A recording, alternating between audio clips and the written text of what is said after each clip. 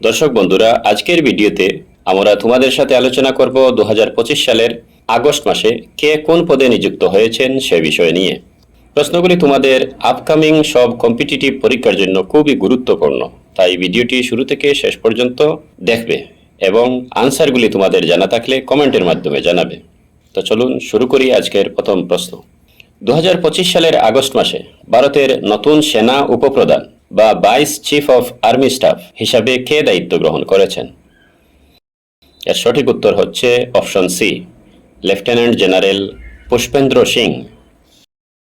Lieutenant general Pushpendra Singh 1 August 2025 থেকে ভারতীয় সেনাবাহিনীর নতুন উপপ্রধান হিসাবে দায়িত্ব গ্রহণ করেছেন। পুষ্পেন্দ্র সিং ভারতীয় সেনাবাহিনীর 48তম সেনা উপপ্রধান হয়েছেন। তিনি লেফটেন্যান্ট জেনারেল এনএস রাজা সুব্রমণির স্থলাভিষিক্ত হয়েছেন। ভারতীয় সেনাবাহিনী প্রতিষ্ঠিত হয়েছে 1 এপ্রিল 1895 সালে।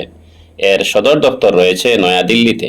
বর্তমান সেনাপ্রধান হলেন জেনারেল উপেন্দ্র দ্বিবেদী।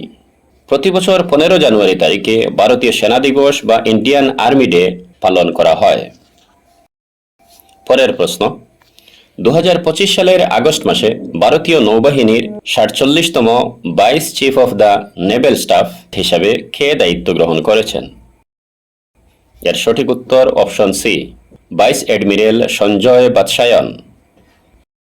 গত 1 আগস্ট 2025 তারিখে ভাইস অ্যাডমিরাল সঞ্জয় বাৎসায়ন ভারতীয় নৌবাহিনীর 47তম vice chief of the naval staff হিসাবে দায়িত্ব গ্রহণ করেছেন। তিনি ভাইস অ্যাডমিরাল কৃষ্ণ স্বামীনাথনের স্থলাভিষিক্ত হয়েছেন। ভারতীয় নৌবাহিনীর সদর দপ্তর রয়েছে নয়াদিল্লিতে। নৌবাহিনী দিবস পালিত হয় প্রতি বছর 4 ডিসেম্বর। বর্তমান নৌবাহিনী প্রধান অ্যাডমিরাল দীনেশ কুমার ত্রিপাঠী। পরের প্রশ্ন। 2025 সালের আগস্ট মাসে বিক্রম সারাভাই স্পেস সেন্টারের নতুন পরিচালক হিসেবে কে নিযুক্ত হয়েছেন? এর সঠিক উত্তর হচ্ছে অপশন বি, ডক্টর এ রাজারাজন। গত 1 আগস্ট 2025 তারিখে বিজ্ঞানী এ রাজারাজন বিক্রম সারাভাই মহাকাশ কেন্দ্রের পরিচালক হিসেবে দায়িত্ব গ্রহণ করেছেন। তিনি ডক্টর এস উন্নিকৃষ্ণন নায়ারের স্থলাভিষিক্ত হয়েছেন। বিএসএসসির ফুল ফর্ম হচ্ছে Vikram Sarabhai space centre. VSSC Thumba equatorial rocket launching station নামে 1962 সালে শুরু হয়েছিল, কিন্তু প্রতিষ্ঠিত হয়েছিল 21 নভেম্বর 1963 ইংরেজিতে। এর সদর দপ্তর রয়েছে কেরালার তিরুবনন্তপুরমে। পরের প্রশ্ন। 1 আগস্ট 2025 তারিখে কে controller general of defence accounts বা প্রতিরক্ষা হিসাব নিয়ন্ত্রক জেনারেল হিসেবে দায়িত্ব গ্রহণ করেছেন? এর সঠিক উত্তর হচ্ছে অপশন সি, রাজকুমার আরোরা। গত 1 আগস্ট 2025-এ রাজকুমার আরোরা প্রতিরক্ষা হিসাব নিয়ন্ত্রক জেনারেলের দায়িত্ব গ্রহণ করেছেন।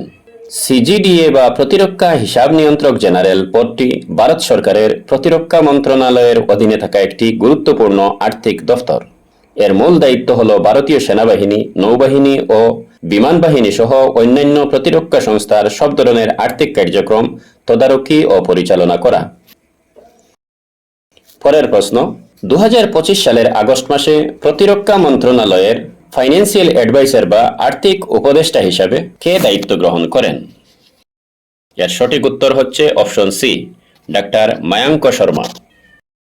ডাক্তার মায়াঙ্ক শর্মা 1 আগস্ট 2025 তারিখে ভারতের প্রতিরক্ষা মন্ত্রণালয়ের আর্থিক উপদেষ্টা হিসাবে দায়িত্ব নিয়েছেন, যা প্রতিরক্ষা অর্থ বিভাগের প্রধান পদ। এবারে চলুন পরের প্রশ্নে। 2025 সালের আগস্ট মাসে কে বিহারের নতুন মুখ্য সচিব বা চিফ সেক্রেটারি হিসাবে নিযুক্ত হয়েছেন? এর সঠিক উত্তর হচ্ছে অপশন বি, প্রত্যয় অমৃত বিহারের নতুন চিফ সেক্রেটারি হিসাবে দায়িত্ব নিয়েছেন। পরের প্রশ্ন। 2025 সালের আগস্টে ইন্ডাসইন্ড ব্যাংক এর নতুন ব্যবস্থাপনা পরিচালক বা ম্যানেজিং ডিরেক্টর এবং প্রধান নির্বাহী কর্মকর্তা বা সিও হিসাবে কে নিযুক্ত হয়েছেন? এর সঠিক উত্তর হচ্ছে অপশন সি, রাজীব আনন্দ। ইন্ডাসইন্ড ব্যাংক 2025 সালের আগস্টে রাজীব আনন্দকে 3 বছরের জন্য তার নতুন এমডি বা সিও হিসাবে নিযুক্ত করেছে। ইন্ডাসইন্ড ব্যাংক প্রতিষ্ঠিত হয়েছিল 1994 সালের এপ্রিল মাসে। এর প্রতিষ্ঠাতা হচ্ছেন এসপি হিন্দুজা। এর সদর দপ্তর রয়েছে মহারাষ্ট্রের মুম্বাই। পরের প্রশ্ন, নিচের কোন ভারতীয় বংশোদ্ভূত ব্যক্তি এয়ার নিউজিল্যান্ডের নতুন চিফ এক্সিকিউটিভ বা সিও হিসাবে নিযুক্ত হয়েছেন? এর সঠিক উত্তর হচ্ছে অপশন সি, নিখিল রবিশঙ্কর। বিমান সংস্থা এয়ার নিউজিল্যান্ড নিখিল রবিশঙ্করকে তাদের নতুন সিও হিসাবে নিয়োগ দিয়েছে। তিনি আগামী 20 অক্টোবর 2025 থেকে দায়িত্ব গ্রহণ করবেন এবং গ্রেগ ফুরানের স্থলাভিষিক্ত হবেন। পরের প্রশ্ন, 2025 সালের আগস্ট মাসে ভারতীয় সিনিয়র পুরুষদের জাতীয় ফুটবল দলের নতুন প্রধান কোচ হিসাবে কে নিযুক্ত হয়েছেন? এর সঠিক উত্তর হচ্ছে option C, Khalid Jamil. All India football federation AIFF August 2025-এ খালিদ জামিলকে ভারতীয় সিনিয়র পুরুষ জাতীয় ফুটবল দলের প্রধান কোচ হিসাবে 2 বছরের জন্য নিযুক্ত করেছে। পরের প্রশ্ন, 2025 সালের আগস্ট মাসে ব্রডকাস্ট অডিয়েন্স রিসার্চ কাউন্সিল বা BARC এ ভারতের নতুন চেয়ারম্যান হিসাবে কাকে নিযুক্ত করা হয়েছে? এর সঠিক উত্তর হচ্ছে অপশন বি, গৌরব ব্যানার্জি।